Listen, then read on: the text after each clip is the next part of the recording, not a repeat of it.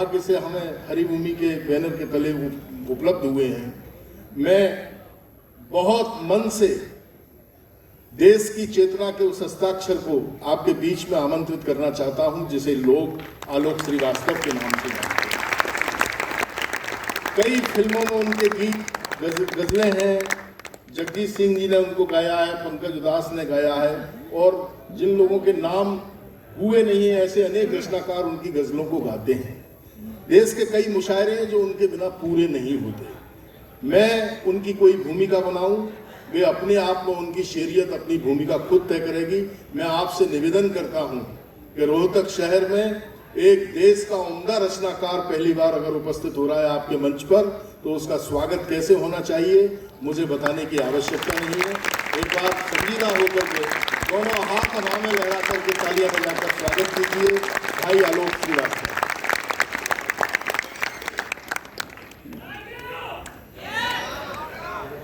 मुझे पता है, सबसे पहले बहुत आभारी हूँ अपने बड़े भाई तेज नारायण बेचैन जी का। मैंने अपने परिचय की तारीफ में जो कुछ उनको लिख कर दिया, उन्होंने शब्द शब्द पढ़ दिया। अब उन्होंने जो मुझे लिख कर दिया है वो मैं आप सबके सामने पढ़ता हूँ। मैं जब से यहाँ आया हूँ मंच पर, तब से मैं ये कार्ड देख रहा हूँ और इस कार्ड में मुझे एक नाम नहीं दिख रहा, कैप्टन अभिमन्यु का। मैंने दादा से पूछा कि दादा पूरा आयोजन वो करते हैं लेकिन कार्ड पर कहीं उनका नाम नहीं है। तो दादा ने कहा कि कुछ लोग होते हैं आलोक, जो सादे कागज़ों पर अपने हस्ताक्षर नहीं करते, दिलों पर हस्ताक्षर करने की ताक रखते हैं। मैं आपको प्रणाम करता हूँ। यहाँ बहुत सारी स्त्री शक्तियाँ बैठी हैं, लेकिन पीछे देख रहा हूँ मेरे इंस्टाग्राम के फॉलोअर बहुत सारे यहाँ मौजूद हैं, तो पहले मैं उनकी खिदमत कर देता हूँ डॉक्टर साहब, उसके बाद फिर आप सबके समक्ष आऊँगा। तो भाई शामिल हो जाएं, क्योंकि मैं वहाँ बैठा बैठा देख रहा था कि आप अपनी अपनी मातृभाषा में भी सबको दाद दे रहे थे। ये सोचना गलत है कि तुम पर नजर नहीं, ये सोचना गलत है कि तुम पर नजर नहीं। मसरूफ हम बहुत हैं मगर बेखबर नहीं। मसरूफ हम बहुत हैं मगर बेखबर नहीं। ये सीटी भी जहां भेजनी है वहां के लिए शेर भेज रहा हूं। ये सोचना गलत है कि तुम पर नजर नहीं। मसरूफ हम बहुत हैं मगर बेखबर नहीं। हम आपके इशारे पे घर बार छोड़ दें, हम आपके इशारे पे घर बार छोड़ दें। दीवाने हैं जरूर मगर इस कदर नहीं। दीवाने हैं जरूर मगर इस कदर नहीं। दिल को खुद अपनी कुछ खबर ना लगे, दिल को खुद अपनी कुछ खबर ना लगे। कोई अच्छा भी इस कदर ना लगे। शेर अब आ रहा है। कोई अच्छा भी इस कदर ना लगे। बस तुझे उस नजर से देखा है, बस तुझे उस नजर से देखा है जिस नजर से तुझे नजर ना लगे। अगर मैं आप तक पहुंच गया हूं तो आप मुझ तक पहुंच जाइएगा जरा जोर से। दिल को खुद अपनी कुछ खबर ना लगे, कोई अच्छा भी इस कदर ना लगे। मैं जिसे दिल से प्यार करता हूं, मैं मेरे नौजवान दोस्तों के नाम, मैं जिसे दिल से प्यार करता हूं, चाहता हूं उसे खबर ना लगे। मैं जिसे दिल से प्यार करता हूं, चाहता हूं उसे खबर न लगे। मुझे बहुत दादा ने, हरिओम दादा ने बहुत आत्मविश्वास के साथ रोहतक का निमंत्रण दिया था और कहा था कि आलोक, ये वो जमीन है कविता की जहां तुम अगर अमीर खुसरो से भी शुरू करोगे तो ये रोहतक वैसे ही सुनेगा जैसे हास्य व्यंग्य को उल्लास से सुनता है। तो मैं आपको दिल्ली ले चलता हूं जहां हजरत अमीर खुसरो तशरीफ फरमा है। और ये मेरे दोस्त, नौजवान दोस्त, इनकी भी खिदमत। सखी पिया को जो मैं न देखूं तो कैसे काटूं अंधेरी रतियां। आप सब मीरा के दर्शन से बखूबी वाकिफ हैं। मैं मीरा के साथ आपको लेके चलना चाहता हूं और देखना चाहता हूं कि दादा जो आशीर्वाद देकर मुझे यहां तक लाए हैं वो आशीर्वाद मुझ पर फलीभूत होता है या नहीं। सखी पिया को जो मैं न देखूं तो कैसे काटूं अंधेरी रतियां कि जिनमें उनकी ही रोशनी हो, कहीं से ला दो मुझे वो अखियां, कि जिनमें उनकी ही रोशनी हो, कहीं से ला दो मुझे वो अखियां। दिलों की बातें दिलों के अंदर जरा सी जिद से दबी हुई है। दिलों की बातें दिलों के अंदर जरा सी जिद से दबी हुई है। वो सुनना चाहे जुबान से सब कुछ, मैं करना चाहूं नजर से बतियां।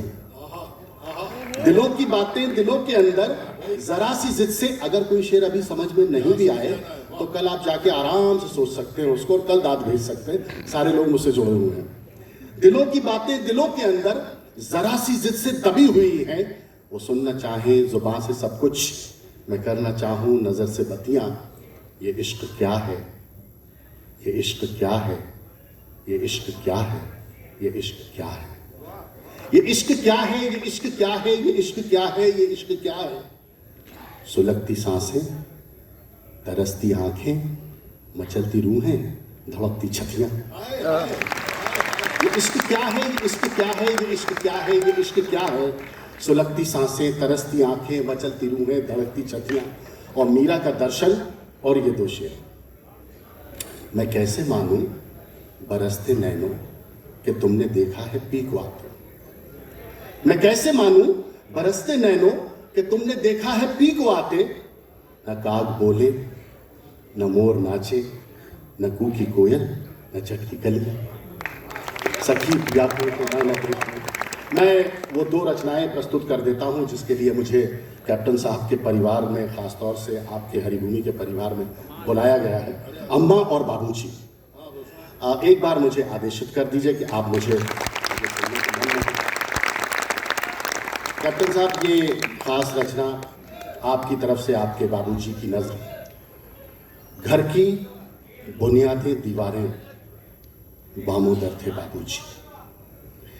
मैं बार बार अपने कविता पाठ में आपसे तालियों का आग्रह नहीं करूंगा, मगर इतना ज़रूर कहूंगा कि जिनके माता पिता हैं वो इन दो रचनाओं को ऐसे सुन लें कि जैसे वो उनके माता पिता को आदरांजलि प्रस्तुत कर रहे हैं। और मेरी तरह जिनके माता पिता नहीं हैं वो इन रचनाओं को ऐसे सुन लें कि जैसे वो अपने माता पिता को मेरी तरह श्रद्धांजलि प्रस्तुत कर रहे हैं।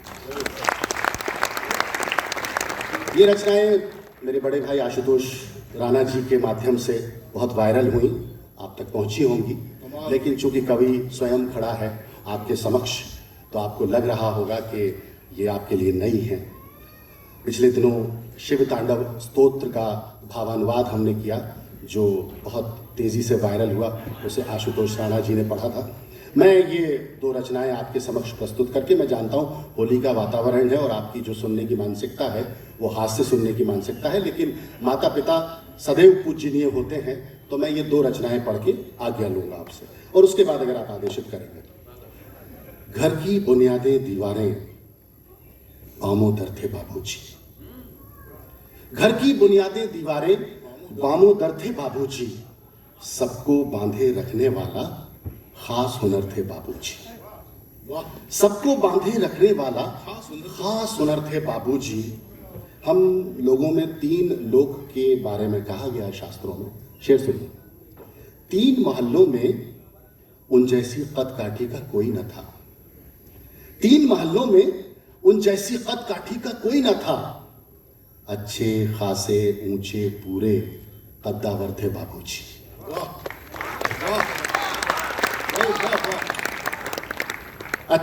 मैं ये भी नहीं कहूँगा कि आप सिर्फ हास्य सुनते हैं, आप रोमांस सुनते हैं, लेकिन मुझे इतना विश्वास है कि अपने माता पिता के लिए प्रस्तुत ये रचनाएं आप ज़रूर गौर से सुनेंगे। घर की बुनियादें दीवारें बामोदर थे बाबूजी। सबको बांधे रखने वाला खास हुनर थे बाबूजी। तीन महल्लों में उन जैसी कद काठी का कोई न था। अच्छे खासे ऊंचे पूरे कद्दावर थे बाबूजी। जिन्होंने अपनी माँ को पहले जाते देखा होगा और माँ को अपने पिता के बाद देखा होगा वो इस शेर की संवेदना तक जरूर पहुंचेंगे। अब तो उस सूने माथे पर कोरेपन की चादर है।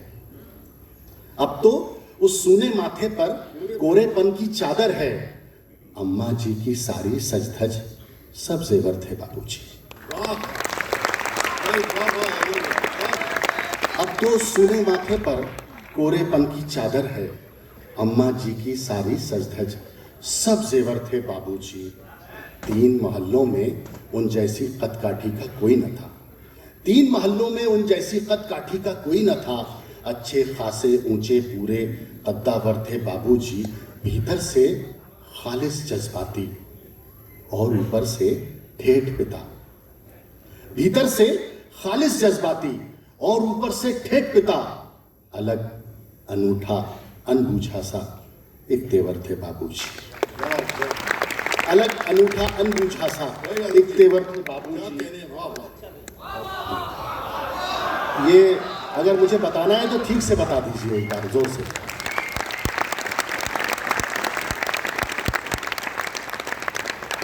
आखिरी शेर पढ़ रहा हूं। कभी बड़ा सा हाथ खर्च थे। 3 महल्लों में उन जैसी कद-काठी का कोई न था। कभी बड़ा सा हाथ खर्च थे। कभी हथेली की सूजन। कभी बड़ा सा हाथ खर्च थे। कभी हथेली की सूजन। मेरे मन का आधा साहस आधा डर थे बाबूजी। धूप हुई तो आंचल बनकर कोने कोने छाई अम्मा। धूप हुई तो आंचल बनकर कोने कोने छाई अम्मा। ये जो खालीपन 2 पंक्तियों के बीच में आ रहा है ना, ये 1 लाख तालियों से अधिक महत्वपूर्ण है मेरे लिए। मैं चाहता हूं आप इस रिक्तता के लिए एक बार जोरदार सदन मुझे आशीर्वाद दें। धूप हुई तो आंचल बनकर, ये आप सबको भेंट है ये मेरी ओर से।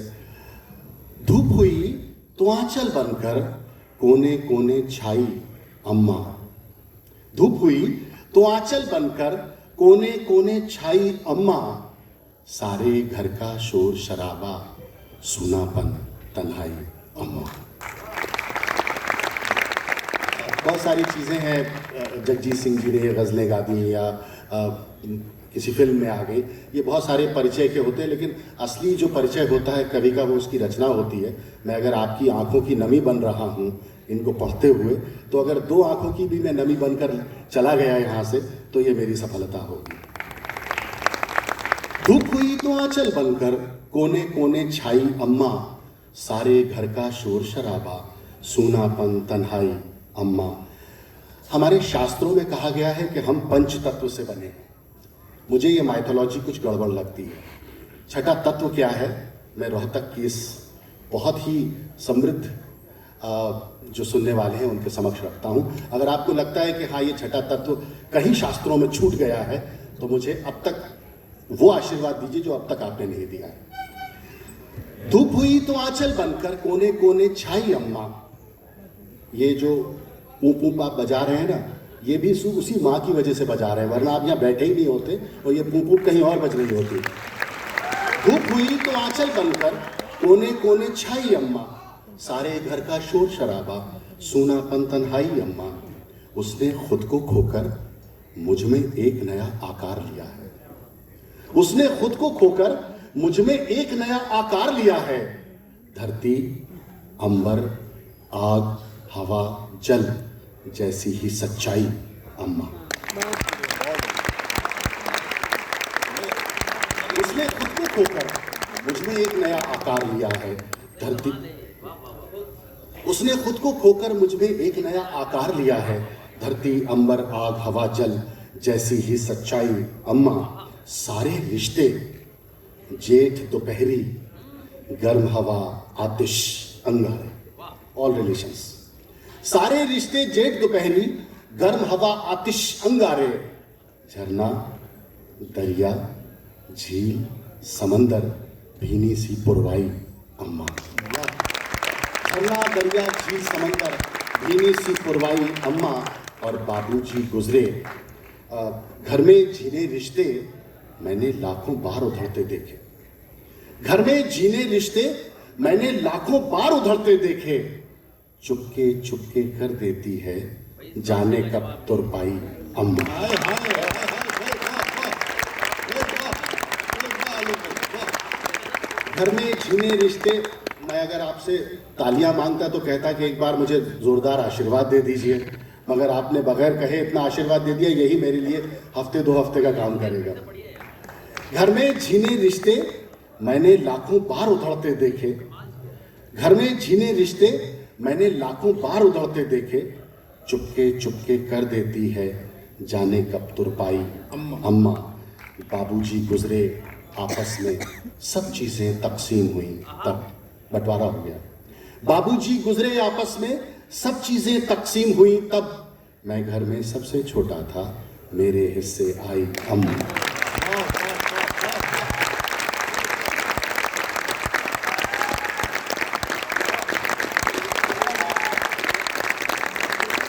एक बार पूरा सदन भरपूर तालियां बजा दीजिए बहुत अच्छी गजल के लिए। बहुत शानदार काव्य पाठ किया। मैं बधाई देता हूं आलोक जी को। मुझे भाई दिनेश रघुवंशी जी की पंक्तियां याद आती हैं उनके लिए कि धूल जैसे कदम से मिलती है, जिंदगी रोज हमसे मिलती है। ऐसे लोग कितने हैं दुनिया में जिनको शोहरत कलम से मिलती है। एक एक शेर इस पूरे सदन में टाँक दिया गया। मैं बधाई देता हूं। कुछ मित्रों की उधर से आवाज आ रही थी। मैं उन मित्रों से निवेदन कर देना चाहता हूं कि आपको हरिभूमि अखबार का ऋणी रहना चाहिए कि लाखों रुपए खर्च करके आपको ये जो महफिल सजा के देते हैं, आपके कंधों पर केवल जिम्मेदारी है उसके मेंटेनेंस की। एक संजीदा रचनाकार जब पढ़ रहा था तो उसे बर्दाश्त कर लो। आप 72 साल से भ्रष्ट राजनीति को बर्दाश्त कर रहे हो, एक कवि को बर्दाश्त नहीं करता। सच है बेहद खुशबू वाले गुलदस्ते हो तुम, लेकिन शोहरत कलश तोड़ दे अच्छी बात नहीं। और एक और निवेदन करता